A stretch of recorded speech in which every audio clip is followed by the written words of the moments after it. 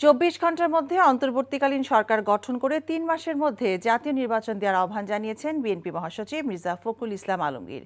দেশব্যাপী হামলা লুটপাটের বিরুদ্ধে নেতাকর্মীদের প্রতিরোধ গড়ে তোলার আহ্বানও জানান তিনি। এখনো যারা এখন এই বিভিন্ন প্রতিষ্ঠানে প্রতিশোধমূলকভাবে অগ্নিসংযোগ করছেন, লুটপাট করছেন, বাড়িঘরে হামলা করছেন, এটা দয়া করে অবিলম্বে এই মুহূর্ত থেকে বন্ধ করুন।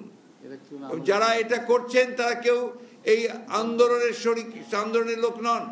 ২৪ ঘন্টার মধ্যে ভেঙে দিয়ে একটা ইন্টারিম গভর্নমেন্ট বলেন বা একটা নিরপেক্ষ সরকার বলেন তা গঠন করা হবে এবং তাকে ৩ মাসের মধ্যে তারা নির্বাচন করে তারা একটা নির্বাচিত সরকারের কাছে ক্ষমতা হস্তান্তর করবে। ছাত্রদের প্রতি আমাদের সম্পূর্ণ আস্থা আছে, এই আস্থা আমাদের আছে এবং আমরা তাদের প্রতি তাদের আন্দোলনের সঙ্গে একাত্মবোধ করেছি, তাদের সঙ্গে আমরা একাত্মবোধ করছি।